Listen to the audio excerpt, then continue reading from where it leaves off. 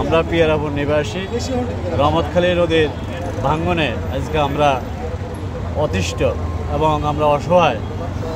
এই বছরে প্রচুর বন্যা বৃষ্টি বাদলের কারণে এই রহমতখালী নদীর যে ভাঙ্গন দেখা দিয়েছে বিগত 40 বছর আমরা তা দেখি নাই। এমত অবস্থায় আপনাদের মাধ্যমে আমরা মাননীয় অন্তর্বর্তীকালে সরকারের প্রধান উপদেষ্টা এবং পানি সম্পদ মন্ত্রণালয়ের নিকট দৃষ্টি আকর্ষণ করছি এবং মানববন্ধন করে দিছি অতি দ্রুত যেন আমাদের এই রহমতখালী নদীর ভাঙ্গন রোধে প্রয়োজনীয় ব্যবস্থা গ্রহণ করে।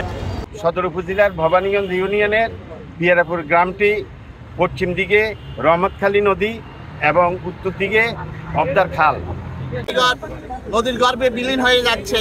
আজকে আপনারা এই ভাঙ্গন রোধে আমাদেরকে সাহায্য করবেন। ব্রিজ বর্তমানে পুরাতনটা সম্পূর্ণ বিলীন হয়ে গেছে এবং নতুনটা পাটল ধরে খুব ঝুঁকিপূর্ণ অবস্থানে আছে। বিলীন হয়ে গেছে এবং বৃষ্টি ঘর বিলীন হয়ে গেছে। আমরা আপনাদের মাধ্যমে জেলা প্রশাসনের দৃষ্টি আকর্ষণ করছি।